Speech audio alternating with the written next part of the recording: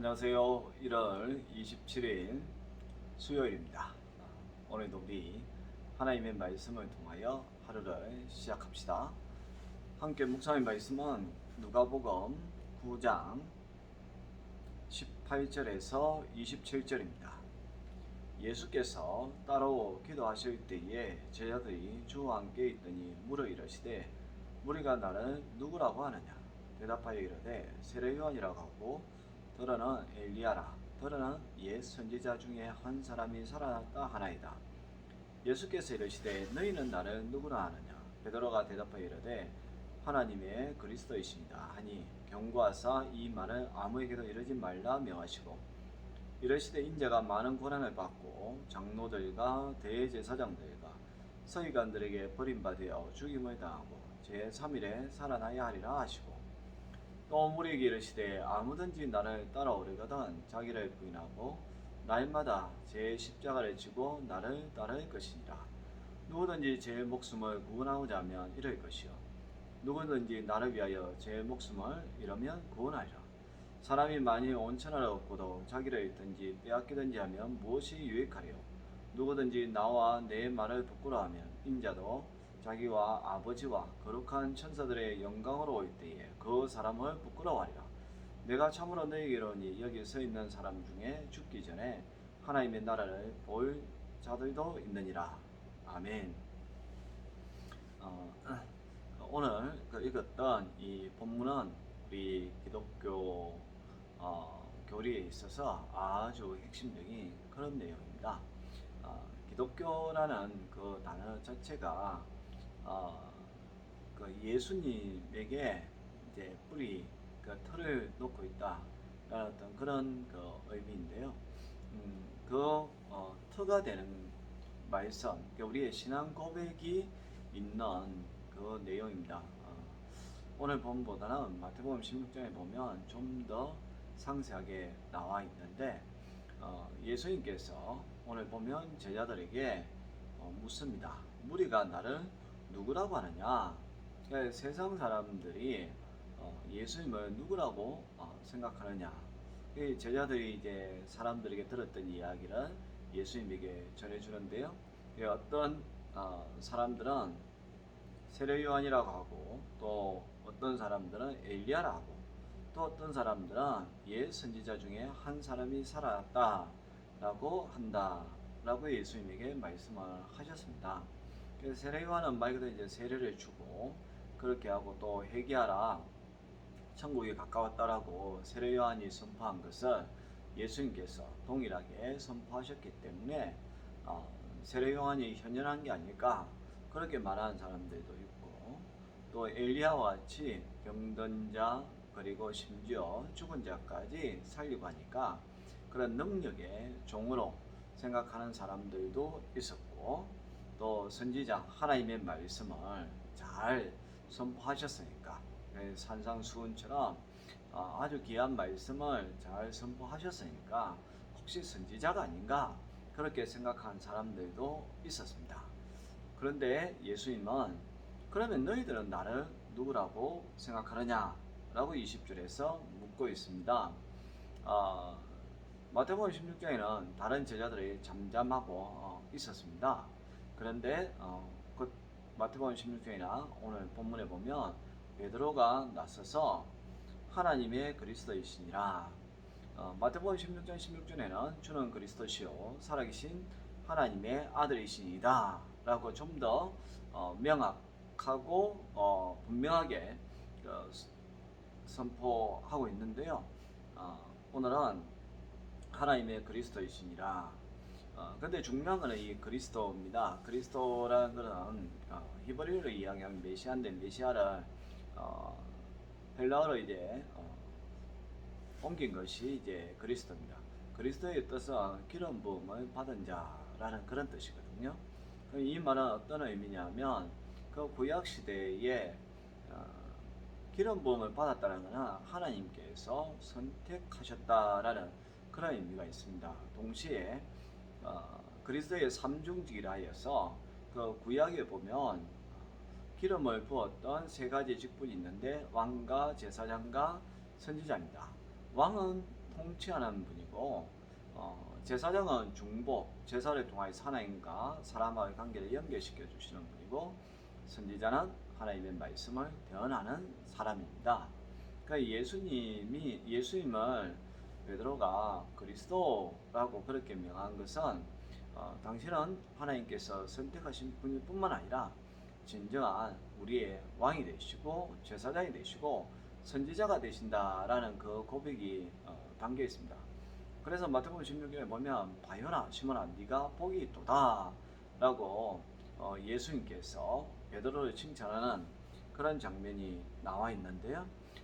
그런데 그 이후에 예수님께서 이제 제자들에게만 알려주는 미래에 일어날 일들을 이야기해주고 있습니다.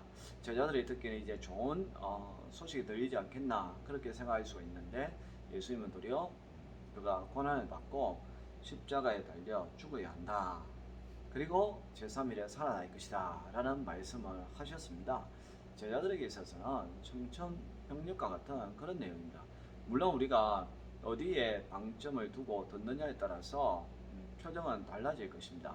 앞부분 십자가에 죽는다는 곳에 방점을 두면 제자들이 가슴 아플 것이고, 그러나 3일 만에 부활할 것이다, 살아날 것이다 라는 곳에 방점을 두면 소망을 가지게 되겠죠. 그러나 그 당시에 십자가는 너무 무서운 형벌이었기 때문에 제자들은 기쁨보다는 이 절망이 있었습니다. 그리고 이제 그 마태복음 16장에 보면 베드로가 절대로 그런 일이 일어나지 않을 것이다, 우리가 지켜주겠다라고 해서 이때에 사단아 내 뒤로 물러가라 라고 할 만큼 제자들은 예수님의 십자가를 받아들일 수가 없었던 것이죠. 그러면서 이제 예수님이 그 제자들에게 요청하는 그런 장면이 나와 있습니다. 정말 제자들의 삶이 무엇인가에 대해서 가장 분명하게 보여주는 그러한 내용인데요. 23절, 24절 또 무리에게 이르시되 아무든지 나를 따라오려거든 자기를 부인하고 날마다 제 십자가를 지고 나를 따를 것이니라. 누구든지 제 목숨을 구원하고자 하면 이럴 것이요 누구든지 나를 위하여 제 목숨을 잃으면 구원하리라. 여러분, 이거 아주 중요한 핵심적인 제자도입니다.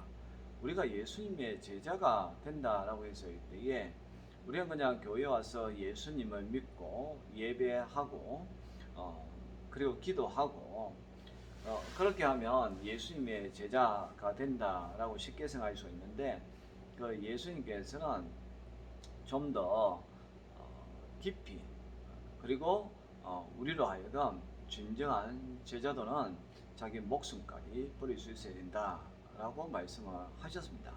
자기를 부인해야 된다. 자기 생각 그리고 자기 정욕을 멀리해야 되는 것이고요. 또 날마다 자기에게 주어진 십자가, 이 십자가는 무엇이겠습니까? 예수님을 믿는 것 때문에 우리가 당하는 고난을 이야기하고 있습니다. 딱 지금 이 시대의 우리의 모습입니다. 우리가 예수님을 믿는 것 때문에 우리는 세상 사람들에게 많은 지탄을 받고 있습니다. 이러한 때에 우리는 더 주님의 참된 제자로서의 그러한 삶을 살아야 하고 부끄러워하지 말아야 합니다. 물론 우리의 행실을 바르게 하여서 빛과 소금이 되어야 되는 것은 분명합니다. 그러나 다른 사람들이 빛과 소금의 역할을 감당하지 못하여서 세상 사람들에게 지탄받는다 하여 나까지 겁을 내고 나까지 예수님의 그 제자로서 투명하지 않는 그러한 고백을 가지고 살아간다면 우리는 예수님의 제자라고 할 수가 없습니다. 26절에 보면 누구든지 나와 내 말을 부끄러워하면 인자도 자기와 아버지와 거룩한 천사들의 영광으로 올 때에 그 사람을 부끄러워하리라. 분명히 예수님께서 말씀하고 있지 않습니까?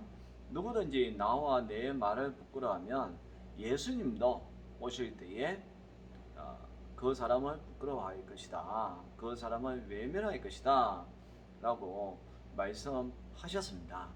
여러분, 우리가 지금 많은 이제 어려움, 특별히 교회에 관한 또 교회 심지어 그리스도인의 가난, 더 나아가서 하나님의 가난, 그러한 소문들이 정말 좋지 않습니다. 그럼에도 불구하고 저와 여러분들은 우리에게 주어진 십자가를 지고 가야 됩니다. 우리는 예수님을 믿는 것을 부끄러워하지 말아야 합니다. 어떤 고난이 온다 할지라도, 세상 사람들이 어떤 돌멩이를 집어 던진다 할지라도 우리는 그것을 묵묵히 맞으며 주님이 걸어가신 그 십자가의 길을 걸어갈 때에 십자가의 그 길을 지나 부활의 영광을 맛보게 될 것입니다. 이것이 진정한 제자도의 삶이라는 사실입니다. 기도하겠습니다. 하나님, 너희는 나를 누구라 하느냐라고 했을 때에 베드로가 주는 그리스도시요 살아계신 하나님의 아들이시다 라는 분명한 고백을 했고, 바요나 시몬아 네가 복이 있다라고 칭찬을 받았습니다. 하나님, 누구든지 나를 따라오려거든 자기를 부인하고 날마다 자기의 십자가를 지고 나를 따를 것이라고 했는데, 과연 나에게 주어진 십자가가 무엇인지 생각하고, 비록 이 시대에 우리가 많은 어려움과 비난을 받고 있지만 그래도 주님이 나의 구원자라는 분명한 고백을 하며 살게 하여 주옵소서. 주님을 부끄러워하지 않을 때에 주님이 우리를 부끄러워하지 않는다라고 하셨습니다. 정말 주님을 우리가 영광스럽게, 자랑스럽게 주님 때문에 받는 고난은 부끄러움이 아니라 감사함으로 나아가게 하여 주옵소서. 예수님의 이름으로 기도합니다. 아멘.